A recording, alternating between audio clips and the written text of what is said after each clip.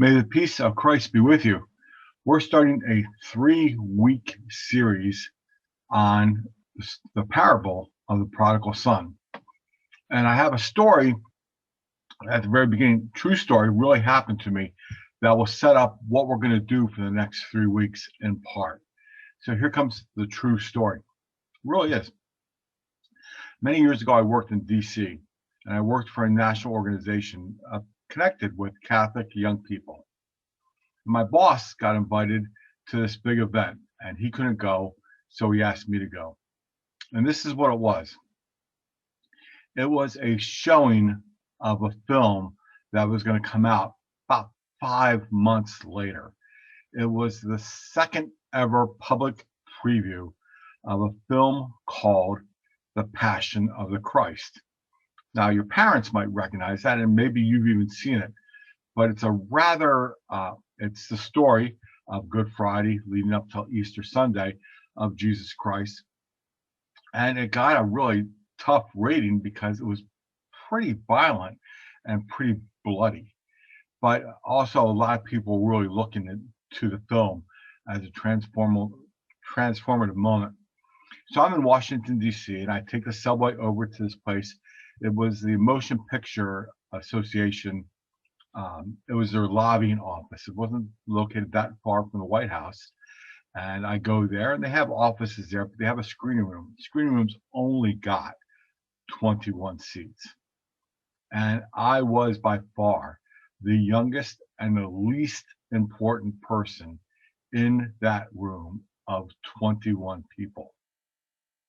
So I actually know, there was like commentators from TV stations there.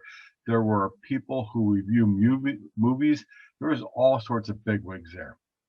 And then me. So I kind of waited for everybody else to get a seat, and I took one of the last seats available. And of course, being one of the last seats available, it was in the very front row, and it was off to the side a little bit. And there was still one seat empty. So I sat there, and the movie's just beginning, and about 3-4 minutes in the movie, kind of in the dark, somebody comes and sits beside me.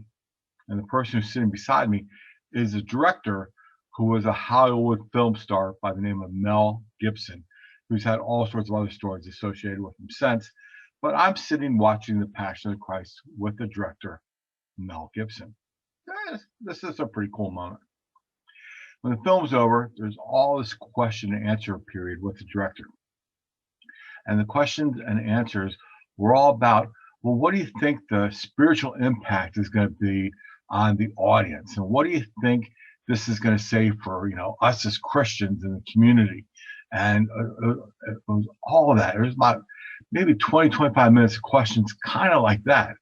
And you could see that Gibson was like, okay, I'm pretty confident that from that point on, that's almost all the questions he got were like that. But I asked a question at the very end of that 20-25 minutes, and it was one of the, I think it might have been the last or the next last question. And I asked them about, at the very beginning of the movie, there was this like lighting effect that was going on as Jesus was praying in the garden right before Holy Thursday, after Holy Thursday, leading into Good Friday. He was praying in the garden. There was a special kind of lighting that was going on in the garden. And that lighting got repeated when we came to the very end of the movie and we're going into the empty tomb where Jesus is no longer buried, but that lighting was there. And I asked him about it. I asked him, was that intentional? And his eyes just lit up and goes, yeah, that was intentional. So, kind of communicating something about my perception about God and light. And the answer, it was many years ago. The answer was something like that. But I became interested from that moment on in terms of always trying to figure out what's going on with the artist or the director. Why do they make those kind of choices? Okay, that's what I'm going to ask you to do for the next few weeks. There was this guy named Henry Nouwen, actually Canadian and a little Canadian French, so you would pronounce it Henry Nouwen, and he wrote many spiritual books. One of the spiritual books he wrote was a book called the return of the prodigal son. So you can see how that fits into what we're covering the next 3 weeks. He wrote this book based on his observations of sitting in front of a picture, a painted picture, for 3 days. The picture is located in the Hermitage in St. Petersburg, Russia. And he went and he sat in front of this picture. It was painted by Rembrandt. And the Rembrandt painting was called The Return of the Prodigal Son. And it illustrates all 3 characters that we're going to be talking about that are part of this parable that Jesus told. It illustrates the returning son. It illustrates the older son who stayed behind. And it illustrates the father, the merciful father.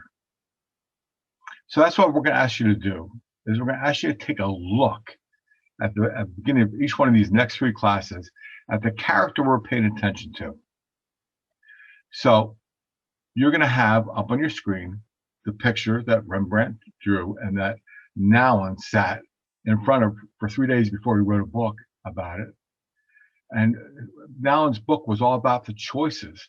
Why did Rembrandt pose the returning prodigal son in such a posture? Go look at that posture and see what your answers are. And where are the son's eyes directed? Are they up? Are they down? Are they distracted? They're looking elsewhere. So where is the attention that the son is giving? And why do you think Rembrandt chose that? What's going on in the story that affected the choices of clothing or how the son was looking at that moment?